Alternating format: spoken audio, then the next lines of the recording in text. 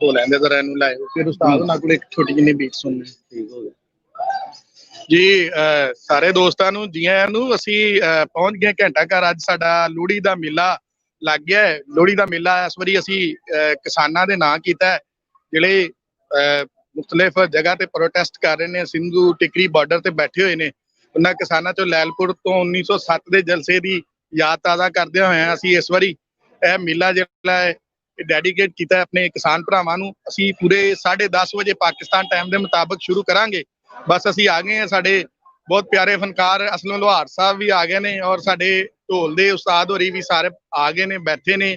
ਤੇ ਅਸਲਮ ਜਿਹੜਾ ਹੁਣ ਅਸਲਮ ਕੋਈ ਸੁਣਾ ਥੋੜਾ ਜਿਹਾ। ਉਹ ਛੱਲਾ ਮੇਰਾ ਜੀ ਡੋਲਾ, ਛੱਲਾ ਮੇਰਾ ਜੀ ਡੋਲਾ, ਕੋਈ ਕਾਲੇ ਕਾਮ ਆਇਆ।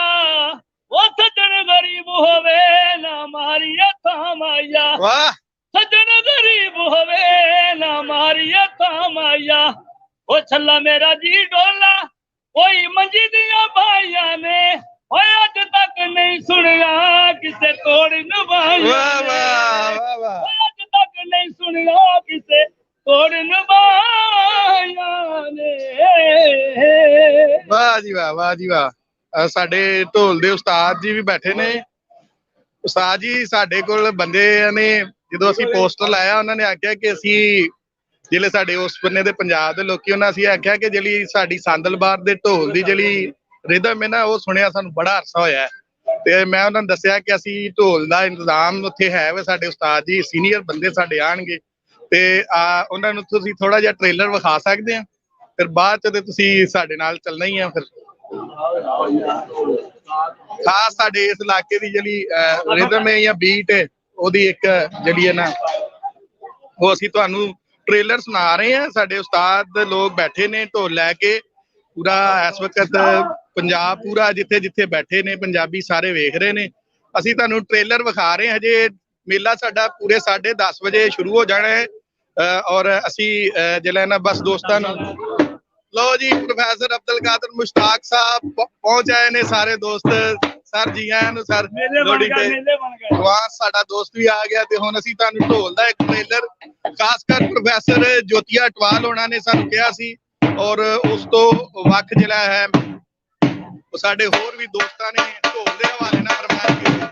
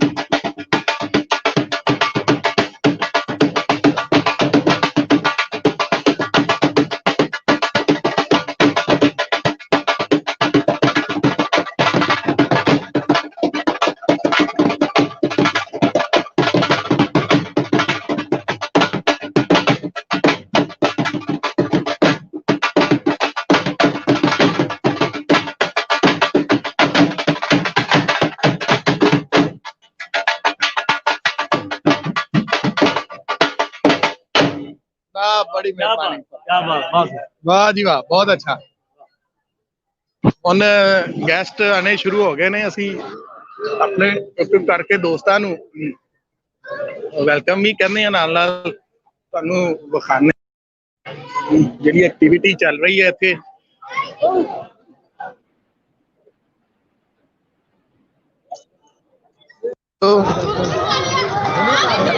जी वालेकुम सलाम,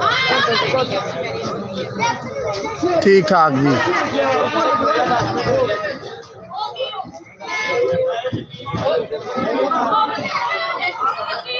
हाँ जी हाँ जी, ये 2 घंटे तक चलेगा, 2-3 घंटे तक, 12 बजे तक ਅਸੀਂ खत्म कर दें। हाँ जी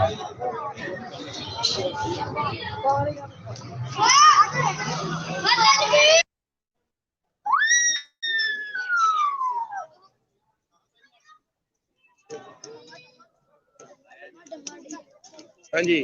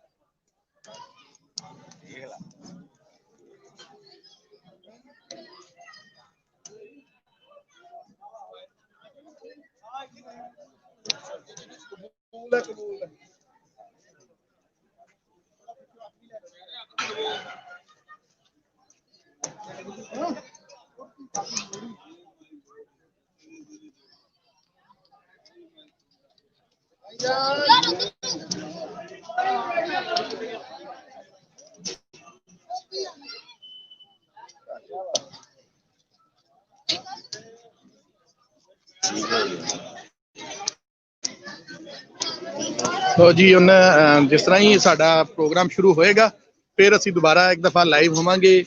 ਹੁਣ ਅਸੀਂ ਤੁਹਾਨੂੰ ਮਿਲਣੇ ਅੱਧੇ ਘੰਟੇ ਤੋਂ ਬਾਅਦ, ਤੇ ਉਨੀ ਦੇਰ ਤੱਕ ਤੁਸੀਂ ਇੰਤਜ਼ਾਰ ਕਰੋ। ਸਾਡਾ ਸਾਰਾ ਇੰਤਜ਼ਾਮ ਵਗੈਰਾ ਸਾਊਂਡ ਸਿਸਟਮ ਔਰ ਬਾਕੀ ਜਿਹੜਾ ਸਾਰਾ ਨਿਜ਼ਾਮ ਇੱਕ ਦਫਾ ਹੋ ਜਾਏ। ਜਨਾਬ ਰਾਣਾ ਸਾਹਿਬ ਕੀ ਹਾਲ? ਤੇ ਅਸੀਂ ਫਿਰ ਮਿਲਨੇ ਆ ਜਨਾਬ। ਮਿਹਰਬਾਨੀ ਜਨਾਬ, ਦੋਸਤਾਂ ਦੀ ਬਹੁਤ ਬਹੁਤ ਮਿਹਰਬਾਨੀ ਸਾਡੇ ਨਾਲ ਜੁੜੇ ਰਹਿ। आ जा।